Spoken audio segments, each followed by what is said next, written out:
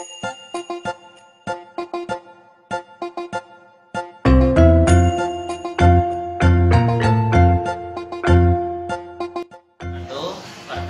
nama saya Mal, mahasiswa PPG Fakultas Fisika Jakarta jurusan Perbandingan Kimia dengan nomor peserta 201503061131.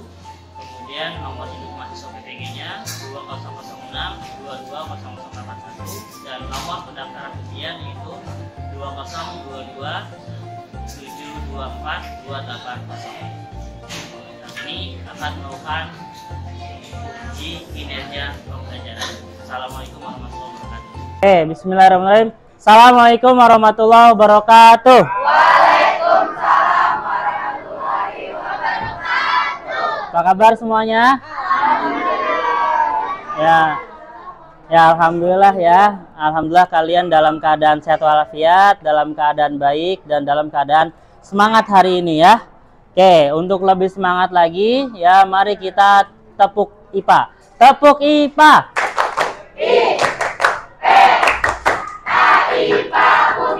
Ya, baik, tepuk tangan buat kita semuanya ya. Oke, selanjutnya ya, sebelum pembelajaran dimulai ya, seperti biasa ya, kita akan melakukan doa terlebih dahulu yang akan dipimpin oleh ketua kelas ya. Kepada ketua kelas saya persilakan. Mari teman-teman, sebelum kita belajar, alangkah baiknya kita membaca doa terlebih dahulu sesuai dengan agama dan kepercayaannya masing-masing. Baca doa dimulai.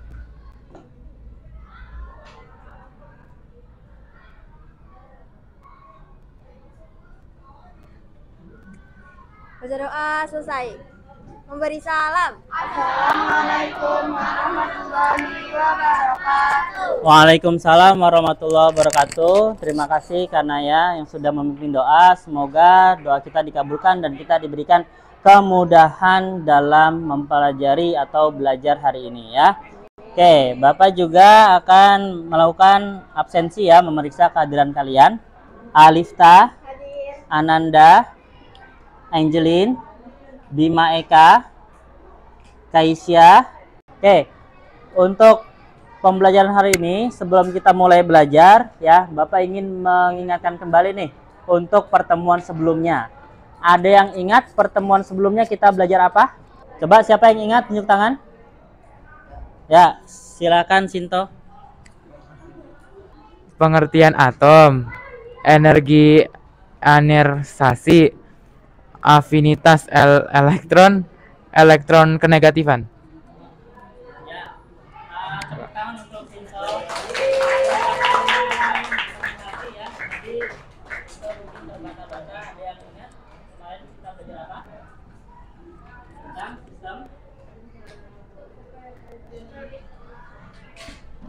Sistem periodik unsur. Apa aja yang dibahas? Satu, Jari-jari atom. jari-jari. Oke, dua,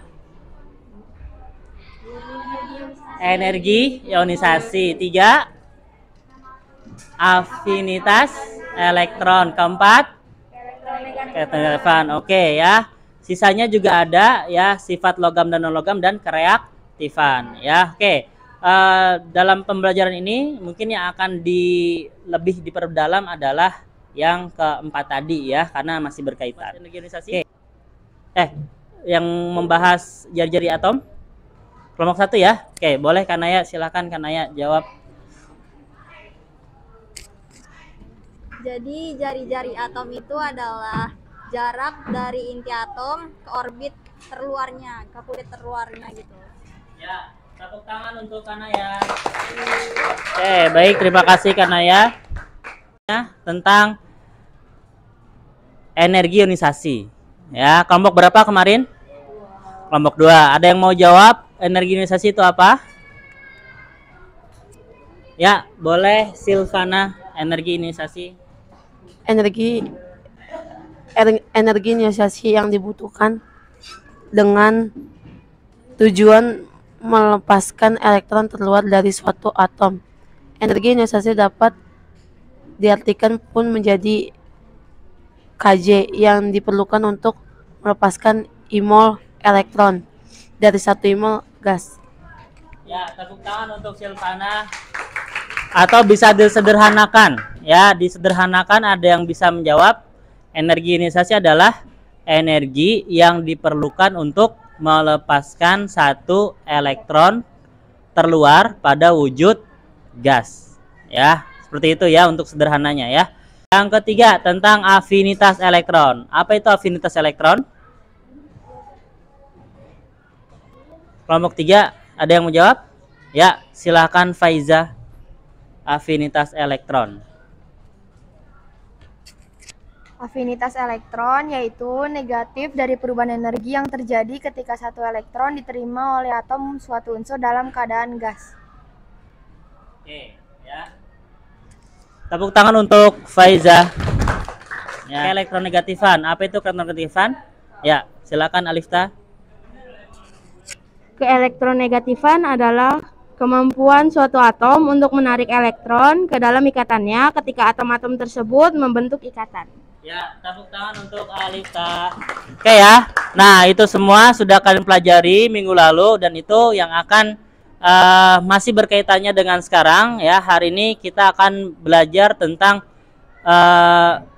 ionisasi ya atau reaksi ionisasi ya, pembentukan ion dan juga tentang reaksi ion ya, reaksi atau ikatan ion. Oke. Untuk kompetensi dasar ya.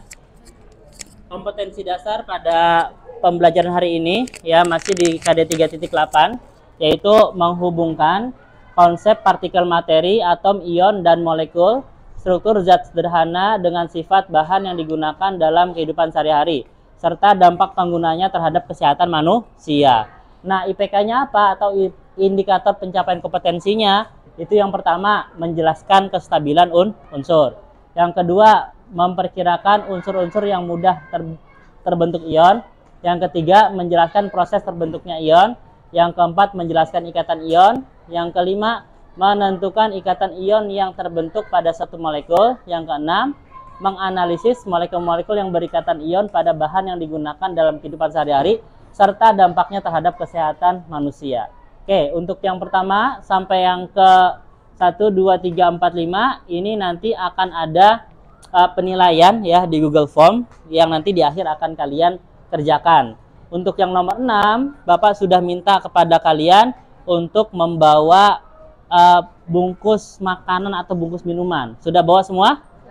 Sudah ya, oke. Nanti kita akan mengidentifikasi, kita akan menganalisis dari bungkus makanan itu ya, mana yang senyawanya ya atau ionnya itu ya atau senyawanya yang berikatan ion. Begitu ya.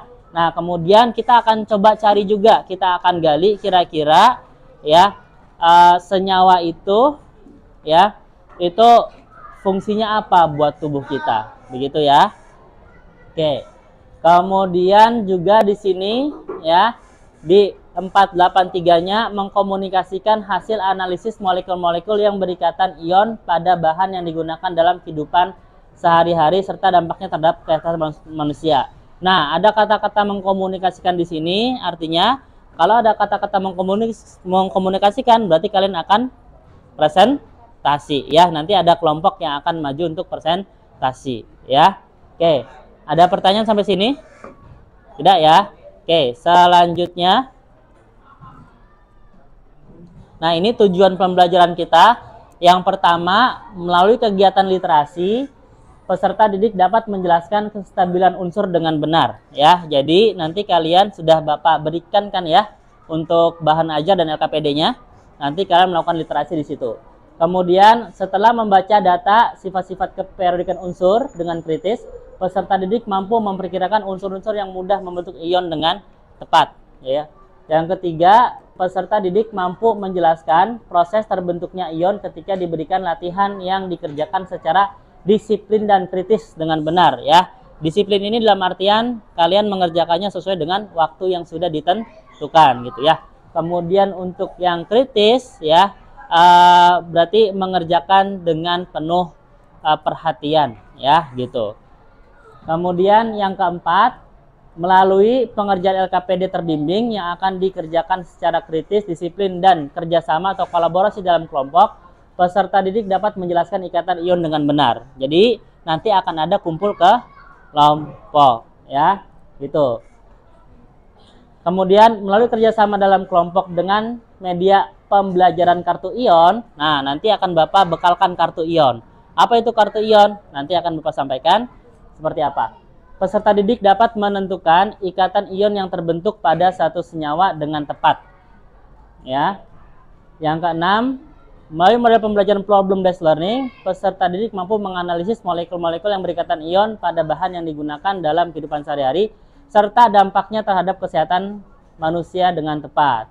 Kemudian terakhir, melalui kegiatan presentasi kelompok, peserta didik mampu mengkomunikasikan molekul-molekul yang berikatan ion pada bahan yang digunakan dalam kehidupan sehari-hari, serta dampaknya terhadap kesehatan manusia dengan tepat. Ya, jadi ini ada 7 tujuan pembelajaran kita pada hari ini. Semoga bisa kita selesaikan. Kemudian, sebelum kita mempelajari masing-masing, ini ada tayangan video yang bisa kalian lihat ya. Oke, semuanya bisa perhatikan. Nanti setelah tayangan video ini selesai, kalian diminta untuk menuliskan satu buah pertanyaan yang berkaitan dengan video yang kamu tonton ke link yang sudah Bapak masukkan di sini ya. Oke. Ion negatif tercipta secara alami di udara yang dihasilkan oleh badai, petir, hujan, ombak lautan, dan air terjun. Ion negatif adalah molekul yang tidak berbau, hambar, dan tidak terlihat yang kita hirup dan disebut juga vitamin udara.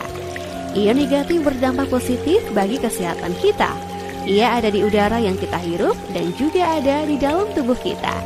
Mereka menetralisir radikal bebas, merevitalisasi metabolisme sel, dan meningkatkan imun tubuh.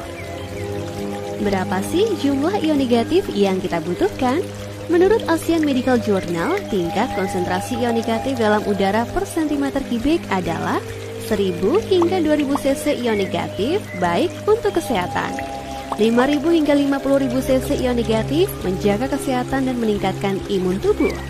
50.000 hingga 100.000 cc ion negatif detoksifikasi, membunuh virus, bakteri, dan jamur. 100.000 hingga 500.000 cc ion negatif membantu tubuh dalam proses penyembuhan sendiri. Bagaimana ion negatif membantu meningkatkan imun? Di luar tubuh mengurangi debu, bakteri, dan virus di udara. Ion negatif menempel pada partikel debu dan polutan udara, menggumpal bersama dan sampai akhirnya jatuh ke tanah. Di dalam tubuh, ion negatif membantu meningkatkan kadar imunoglobin A atau IgA, protein yang digunakan oleh sistem kekebalan tubuh untuk melawan bakteri dan virus. Mengurangi tingkat stres dan depresi dengan membuat tenang dan rileks serta Sudah kamu tonton tadi mengenai ion ya. Oke. Nah, sekarang Bapak minta kamu bertanya minimal satu pertanyaan pada link Padlet ini ya. Boleh diketik di browsernya s.id/eksplorasi masalah ya. Silakan dikeluarkan handphonenya. Link Padlet ya. Oke, Bapak akan bukakan juga di monitor. Jangan lupa ditulis nama ya. Namanya ditulis. Setelah kalian menonton video tadi ya, tentunya ada banyak pertanyaan yang kalian ingin tanyakan gitu ya. Nah, tentang apa? Ion negatif gitu ya. Sesungguhnya ion negatif itu apa? Segala macam gitu ya. Nah, oleh karena itu Bapak minta kalian untuk bertanya di dalam Padlet gitu ya. Nah, sudah menanya semua? Baik ya. Oke. Baik, alhamdulillah sudah banyak ya yang bertanya dan ini pertanyaannya bagus-bagus semua gitu ya. Dari Alista, ada apa manfaat ion untuk tubuh? Kemudian dari Elvin, mengapa ion negatif dapat mengikat bakteri dari luar? Dari Bapak, apa saja manfaat ion bagi tubuh? Terus siapa yang pertama kali menemukan ion? Bagaimana ion bisa terbentuk? Apa itu ion? Apa manfaat ion bagi tubuh? Kemudian apakah antara ion dapat bergabung, betul ya? Jadi kalau ada ion negatif tentunya ada ion positif. Nah, apakah yang negatif dan positif bisa bergabung? Oke, nanti kita bahas ya. Kemudian dari karenanya juga ada dari mana asal ion atau bagaimana ion tercipta? Ya, ini semua pertanyaan-pertanyaan yang luar biasa. Oke, tepuk tangan buat kita.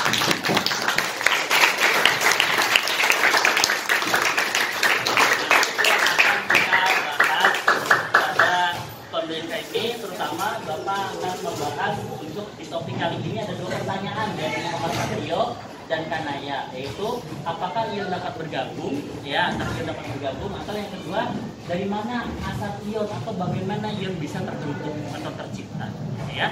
Oke, sudah siap? Sudah. Mendapatkan tadi jawaban atas pertanyaan-pertanyaan kalian yang banyak tadi, ya, yang sudah Bapak kerucutkan, ya, dari pertanyaannya Kanaya dan pertanyaannya Satrio tadi. Ya, ada kegiatan pembelajaran yang akan kita lakukan. Yang pertama yaitu literasi tentang kestabilan unsur dan pengertian ion, ya. Kalian sudah menerima KPD-nya? Sudah menerima belajarnya? Sudah. Nanti kalian akan melakukan literasi di sini. Kemudian yang kedua, mengerjakan LKPD mandiri tentang pembentukan ion, ya.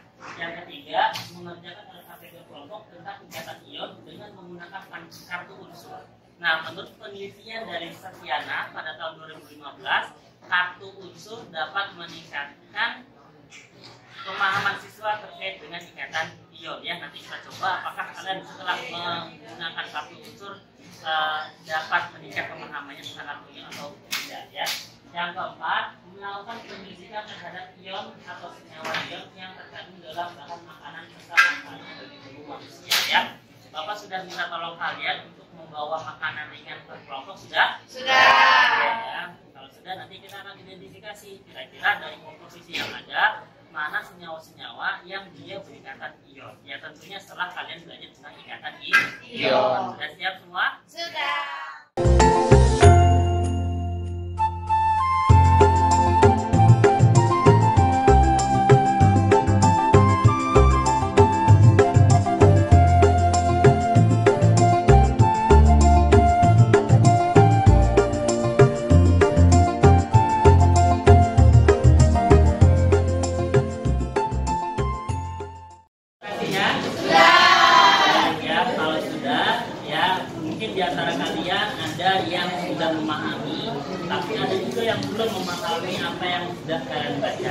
Kira-kira ya di antara kalian adakah yang ingin bertanya? Ya, silakan Bapak. Unsur pada golongan 4 dan 5 sulit untuk membentuk ion. Ya, terbuka untuk masukan. Sama bagus ya. Oke.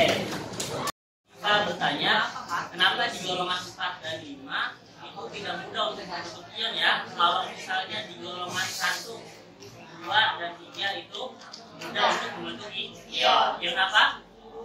Positif. Ya, kalau golongan 6 dan 7 ion negatif. Tapi golongan 8 dia sambil lihat hasilnya, ya. Nah, kenapa ini di golongan 4 dan 5 dia tidak mudah untuk membentuk ion? Ya, pertanyaan yang sangat bagus, ya. Di antara kalian kira-kira ya dari pertanyaan Wasifa ini ada yang ingin dijawab? Ya, silakan lagi. 4 dan 5 memiliki energi ionisasi yang besar, tapi tidak cukup menarik elektron karena memiliki elektron negatif yang rendah. Ya, terima kasih untuk lagi pertanyaan ya. Jawaban eliminasi ya luar biasa, jawabannya benar sekali. Di golongan 4 dan 5 dia tidak mudah untuk membentuk. Kenapa? Karena dia energi ionisasinya besar. Jika untuk melepaskan elektron dari unsur yang ada di golongan 4 dan 5 butuh energi yang kuat, ya. Jadi dia tidak mudah untuk melepaskan elektron yang positif. Ya, sedangkan ya golongan 4 dan 5 juga memiliki elektronegatifan yang kecil, ya, sehingga dia juga tidak cukup kuat untuk menarik elektron unsur lain ke pihaknya sendiri, begitu ya. Jadi tidak mudah untuk menarik elektron menuju ion negatif, ya. Terima kasih Elvin dan Wasifa untuk diskusinya hari ini, ya. Melakukan literasi tadi tentunya ada pertanyaan ya yang kalian ingin tanyakan gitu ya, termasuk perihal dengan kestabilan, ya. Nah, kestabilan unsur ini tadi dikatakan bahwa harus diikuti konfigurasi elektron. Kenapa sih harus seperti itu? Ya, sekarang Bapak tanya, ya, ini analoginya seperti ini. Kalau kalian ya sedang pergi jarak jauh, ya, misalnya dari Jakarta ke Surabaya, ya, biasanya naik apa kalau Jakarta ke Surabaya? Kereta ya, mobil bisa ya, bisa Angkot. pesawat, bisa ya. Katakanlah kalian naik kendaraan umum atau kendaraan pribadi ya, bisa juga dua-duanya, kereta atau pesawat atau mobil. Mungkin kalau pesawat tidak berasa, kenapa? Karena lewat udara itu waktunya hanya 45 menit. Kalau misalnya naik mobil atau bis atau kereta dari Jakarta ke Surabaya berapa lama? 16 jam. Yang belum pernah ke Surabaya ya, itu kurang lebih ya kalau naik kereta itu bakal 9 jam. Ya, kalau naik mobil bisa lebih lama lagi. Kira-kira dalam perjalanan yang lama itu, ya, perjalanan yang lama itu, kalau kamu pergi ya lebih stabil atau lebih enak pergi sendirian atau pergi bersama teman? Sendiri,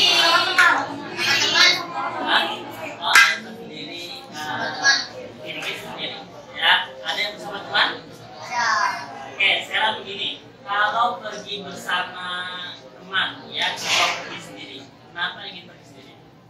Coba kalau misalnya gini, kalau kamu buang air, ya kan, sedangkan bawa orang banyak.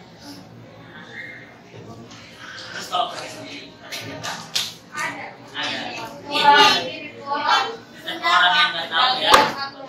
Oh ya, bisa juga ya.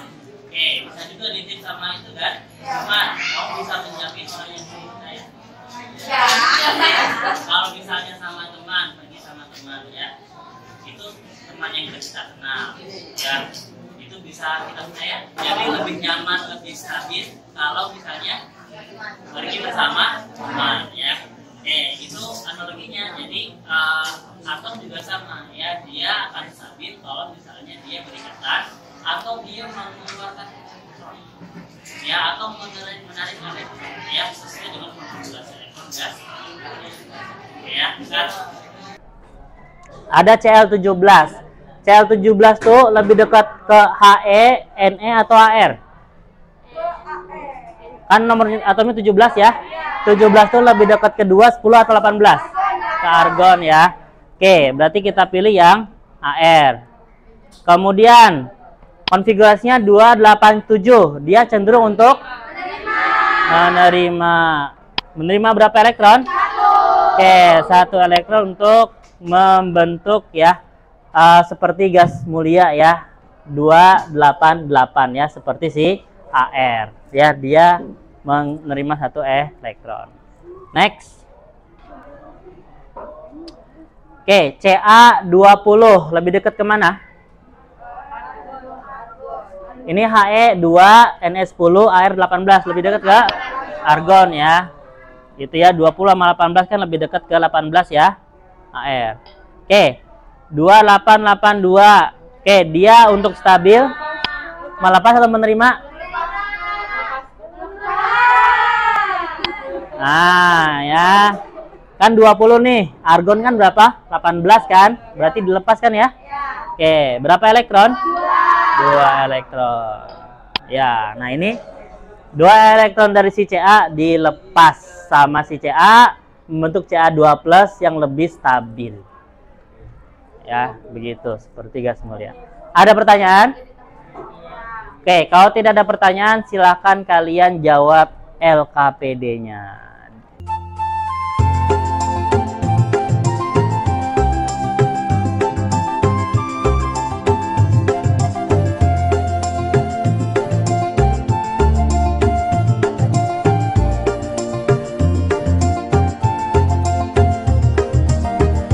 Sudah ya? Oke, kita bahas bareng-bareng. Sudah siap? Oke, mulai dari soal yang pertama, fluorin. Konfigurasinya berapa? 27. Oke, dia di golongan berapa? 7A ya. Oke, benar. Kemudian menerima atau melepaskan elektron? Menerima. Berapa elektron? 1. Oke, membentuk ion berapa? Kalau menerima 1 elektron berarti ionnya jadi muatannya min Ya. Reaksi ionisasinya di F-28 ya. F tambah elektron menjadi F-. Bisa ya? Oke, kemudian lambang ionnya jadi apa? F- ya, muatan -1. Ada pertanyaan sampai sini? Oke, bisa ya? Oke, terakhir Rb38 konfigurasinya? Ya, di golongan? Menerima apa melepas? Berapa elektron? Oke, kemudian? Ya, bentuk ionnya +1. Reaksionisasinya?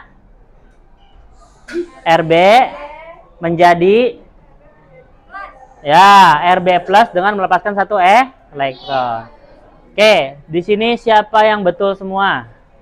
Alhamdulillah ya. Oke, baik, ada pertanyaan sampai sini? Bisa ya? Oke, kalau bisa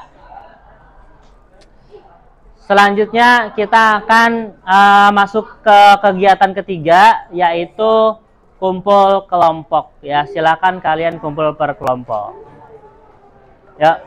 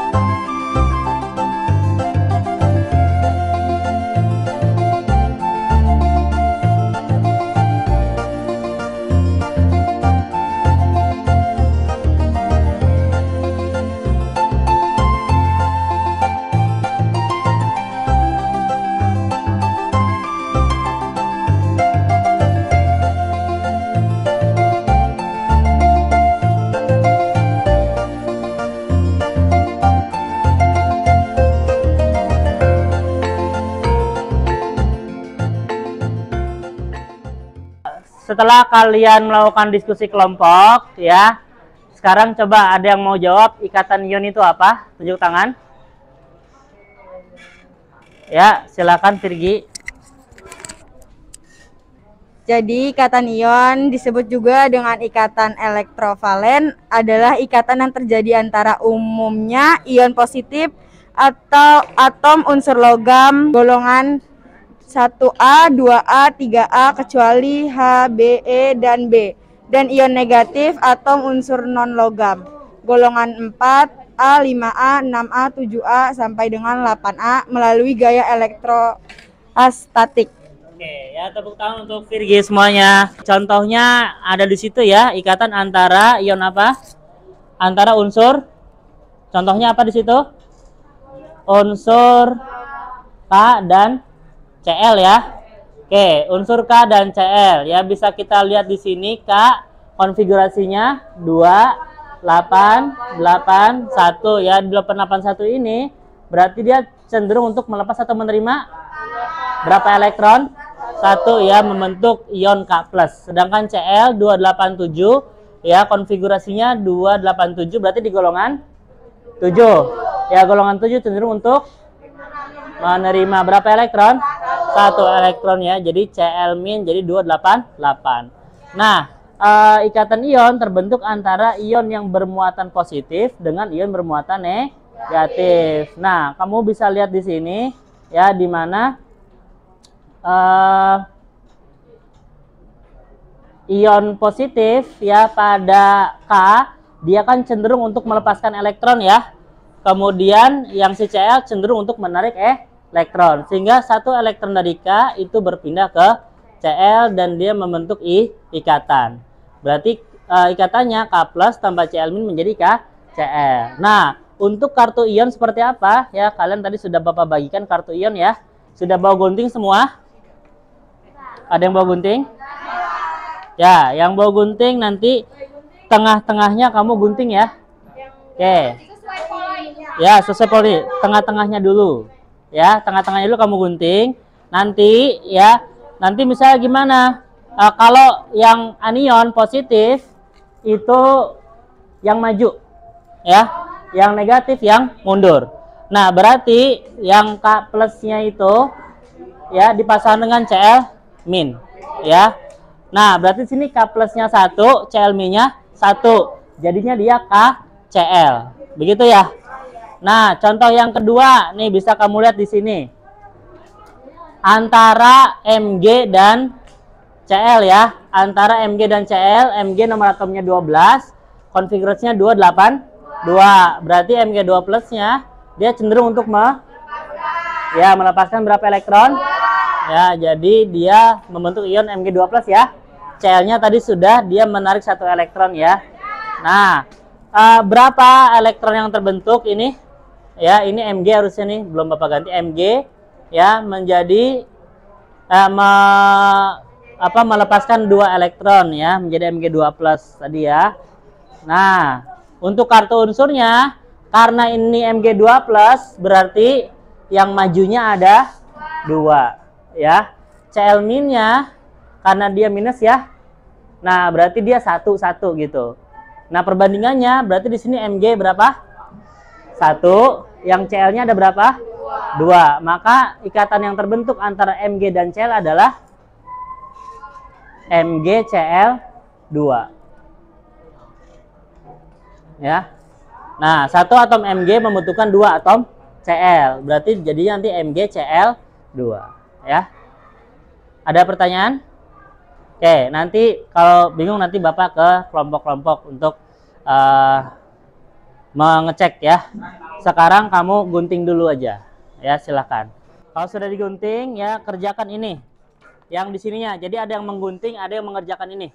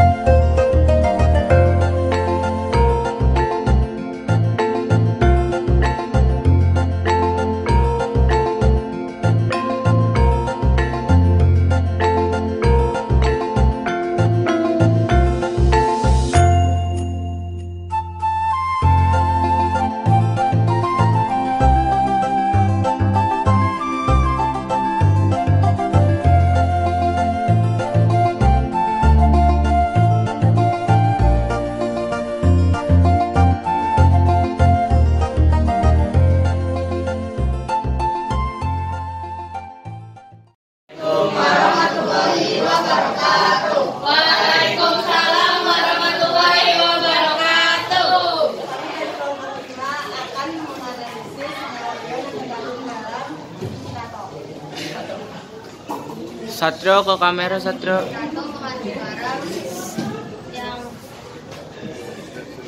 mengandung garam, natrium berperan dalam keseimbangan asam, fase cairan tubuh, keseimbangan osmotik, cairan ekstraseluler, mengandung osmolaritas dan volume cairan tubuh. Cukup sekian dari kelompok 5. Kurang lebihnya mohon maaf. Wassalamualaikum warahmatullahi wabarakatuh.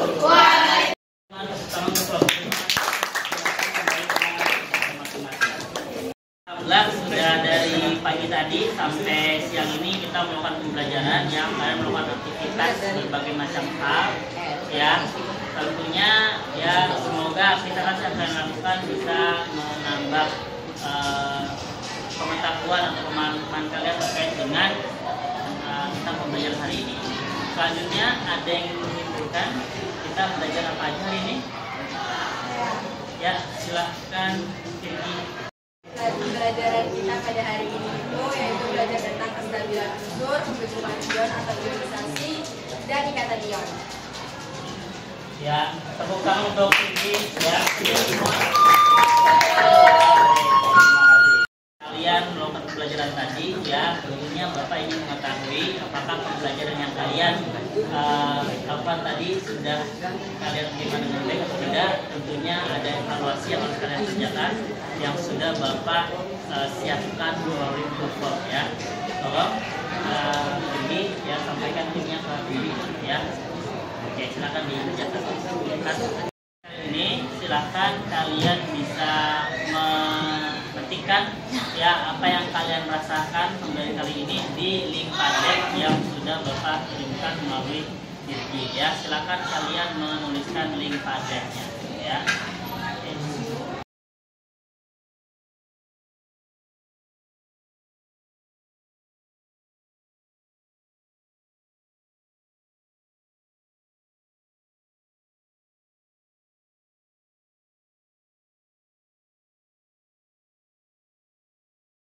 Kalian ya, dengan kalian mengisi refleksi tadi ya, tentunya sudah selesai pembelajaran kita pada hari ini ya.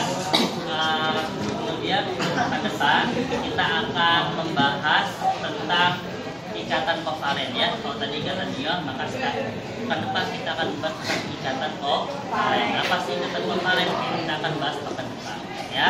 Oke, sebelum berakhir ya, alangkah baiknya kita akan berdoa dulu ya, yang akan dipimpin oleh ketua kelas. Baca doa dimulai.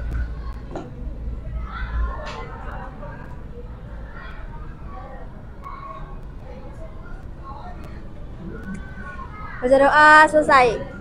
Memberi salam. Assalamualaikum warahmatullahi wabarakatuh.